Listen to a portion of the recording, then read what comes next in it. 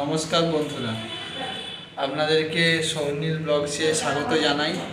আশা করি আপনারা সকালে ভালো আছেন, আমিও ভালো আছি। সকালবেলায় ঘুম থেকে ওঠার পরে দেখি আকাশের মুখ ভার।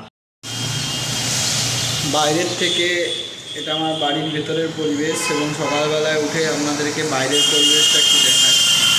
বাইরের পরিবেশটা ঠিক এই রকমই, যদিও দেখে ভালোই লাগছিল। এতদিন প্রচণ্ড গরম ছিল, তার ওপর বাইরে এরকম বৃষ্টি পড়ছে, দেখে খুব ভালোই লাগলো। টিপটিপ টিপটিপ করে বৃষ্টি পড়ছে, পড়েই যাচ্ছে সকাল থেকে। যদিও আজকে অনেক ধরনের কাজ আছে, তবুও দেখি বৃষ্টিটা থামলে কতটা কী করতে যেতে পারি আর কি। এবার আপনাদেরকে ছাদে নিয়ে যেয়ে দেখাই যে এখন টিপটিপ করে বৃষ্টি পড়ছে, আর ছাদ থেকে ছাদের পরিবেশটা এবং ওটা দেখতে কেমন লাগছে আপনাদেরকে সেটাই দেখাবো।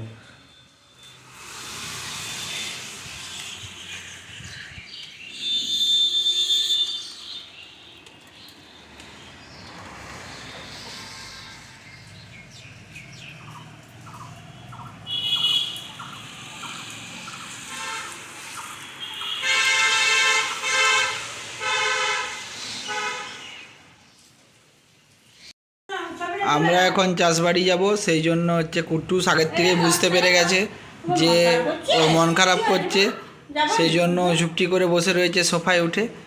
ওর মন খারাপ করছে, সেই জন্য খাওয়া দাওয়া করে সেই জন্য ও চুপচাপ বসে রয়েছে।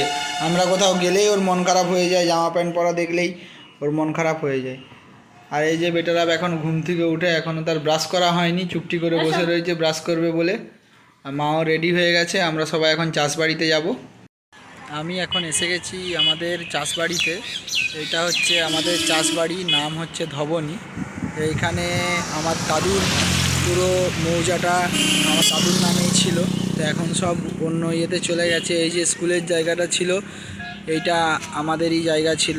তো দাদু যেহেতু ফ্রিডম ফাইটার ছিল, সেহেতু এটা বিক্রি করা হয়েছে।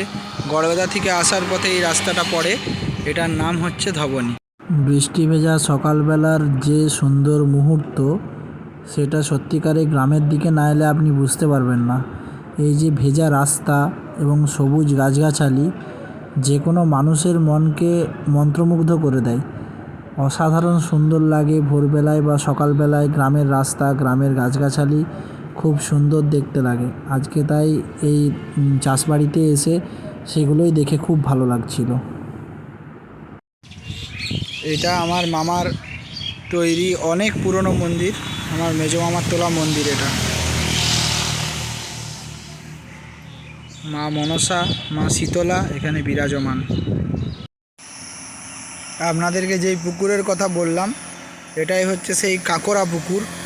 এর মধ্যে কোনো মাটি নেই, শুধুমাত্র কাঁকড় আর বালি। এটাতে আগে চিংড়ি চাষ হতো। এটা প্রচণ্ড বড় পুকুর, ক্যামেরায় এরকম লাগছে। তো এই হচ্ছে আমাদের সেই পুকুর, এবং এই যে তাল গাছ এই সবে ঘেরা আমাদের এই প্রাকৃতিক পরিবেশ, নাম ধবনী।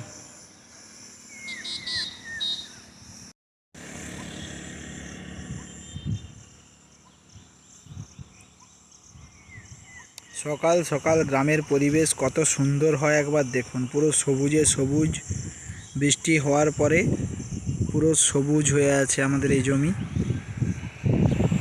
এইদিকে নলপা যাওয়ার রাস্তা, আর এইদিকে বাবা বসন্ত রায় যে জিউর যে জাগ্রত শিব মন্দির, সেই শিব মন্দির যাওয়ার রাস্তা।